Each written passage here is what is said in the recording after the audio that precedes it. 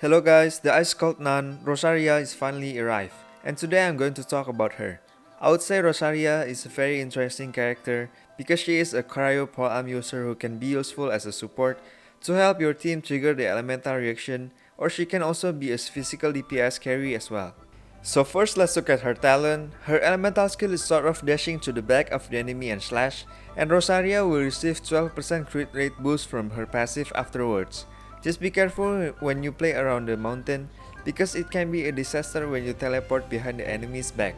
And for her elemental burst, it's kind of striking a huge polearm to the field and dealing AoE damage every 2 seconds. This ability is very good for a support build because you can swap to your main DPS after you drop your burst, and your whole team will receive a 15% crit rate boost from her second passive.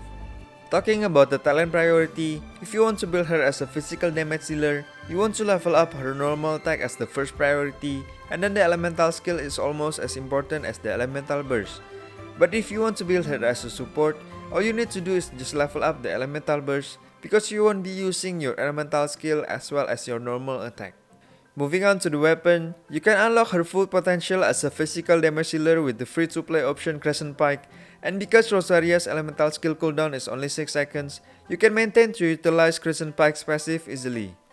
But if you're more to be a support build, Dragon's Bane is also a good option for Rosaria as it provides elemental mastery when you trigger the elemental reaction. And if you need more energy recharge to spam your burst, a Favonius Lens or a prototype Star Glitter is also a great option. And of course, if you do have a chance to grab a 5-star weapon, the Primordial Jet Spear or Staff of Homa will not disappoint you as well, since it provides a nice chunk of crit rate or crit damage, which is always very good whether you play as a support or a carry. But I would recommend to prioritize the 5-star weapon on a Xiao or Hu Tao if you have one. Rosaria is not the most complex character when it comes to the artifacts, but there are a few options that you can choose for her build.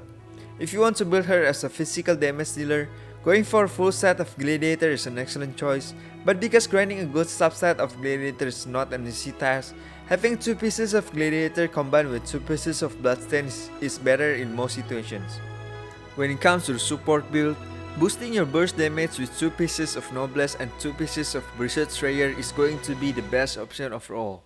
As always, crit rate and crit damage is still the main priority for the substat, and the best option you can get for the main stat is to have attack percentage on the Sands, cryo damage bonus or physical damage on the Goblet, and lastly, crit rate or crit damage is a must on the Circlet.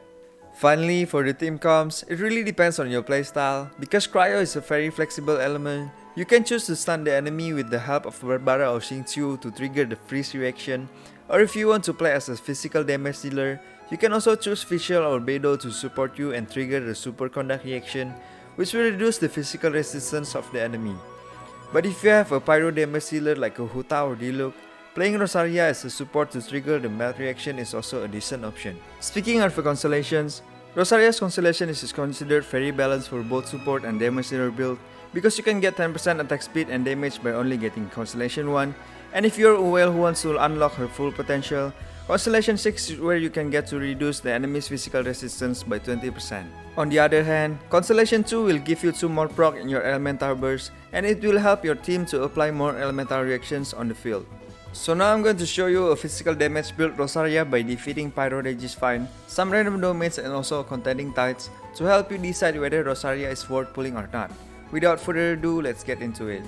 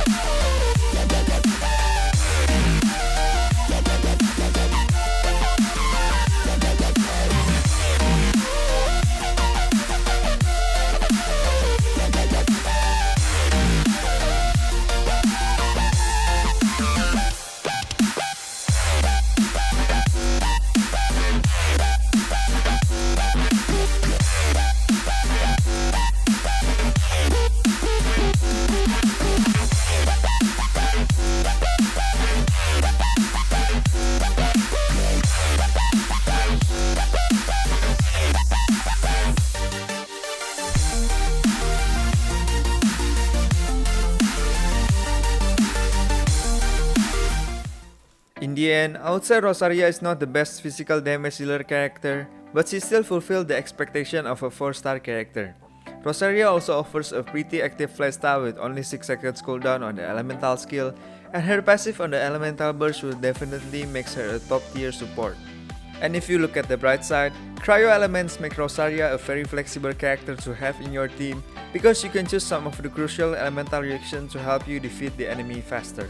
That's all for today's video guys. I hope that you find this video helpful, and it will be wonderful if you consider to hit that subscribe button and like the video because your support really means a lot to me.